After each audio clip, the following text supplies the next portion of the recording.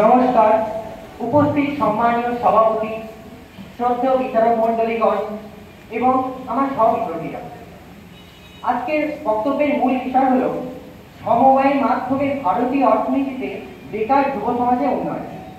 আমি এই বক্তব্যের সঙ্গে সম্পূর্ণরূপে সহমত, কারণ সমবায়ের মাধ্যমে বেকার যুব সমাজের উন্নয়ন সম্ভব। তাই এই পরিপ্রেক্ষিতে আমি কিছু বক্তব্য তুলে ধরতে চাই। আমি আমার প্রিয় বিতর্কীদের সামনে। সম্মানীয় সভাপতি, আমরা উন্নয়ন বলতে কি বুঝি? উন্নয়ন বলতে সাধারণত আমরা অর্থনৈতিক উন্নয়নকেই বুঝি, কিন্তু যুব সমাজের উন্নয়নে সমবায়ের ভূমিকাকে কখনোই অস্বীকার করা যায় না। তাই আমি আজকে বলতে চাই, শুধু কথায় নয়, তথ্য দিয়ে জানাতে চাই যে সমবায়ের মাধ্যমে শুধু অর্থনৈতিক উন্নয়ন নয়, যুব সমাজের সামাজিক উন্নতিতেও বিশেষ সাহায্য করেছে।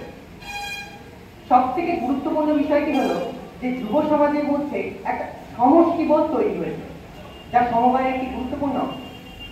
প্রথমত, আমরা প্রত্যেকেই আমলের নাম শুনেছি। এই সমবায় সমিতি যে তাদের যে কর্মচারী রয়েছে তাদেরকে নতুন নতুন শিক্ষা এবং স্কিল ডেভেলপমেন্ট শেখানোর ক্ষেত্রে গুরুত্বপূর্ণ ভূমিকা পালন করছে। এছাড়াও এর সঙ্গে যুক্ত থাকতে থাকতে যুবক যুবতীরা নানা নতুন নতুন তথ্য এবং দক্ষতা লাভ করছে, যার ফলে এই ডেয়ারি ফার্মিং এর ক্ষেত্রে তাদের অনেক উন্নতি হচ্ছে। দ্বিতীয়ত, যে সমবায় সমিতি, আসলে সমবায় সমিতির একটা সবচেয়ে বড় ভূমিকা হলো যুব উদ্যোগপতিদেরকে অর্থনৈতিক সুযোগ সুবিধা দান করা।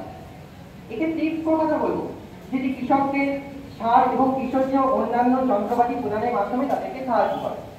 এছাড়াও interest free loan, marketing link, scholarship, অন্যান্য কিছু প্রদানের মাধ্যমে যারা বেকার রয়েছে সেই বেকারদের কৃষিকাজে নিযুক্ত হওয়ার জন্য আরো উৎসাহ দান করছে। এক্ষেত্রে কি হচ্ছে না, তাদের অর্থনৈতিক উন্নয়নের পাশাপাশি জীবনযাত্রার মান উন্নয়ন করছে। তৃতীয়ত, যে সমবায় সমিতির কথা না বললেই নয়, তা হলো সেবা, সেলফ এমপ্লয়েড ওমেন অ্যাসোসিয়েশন।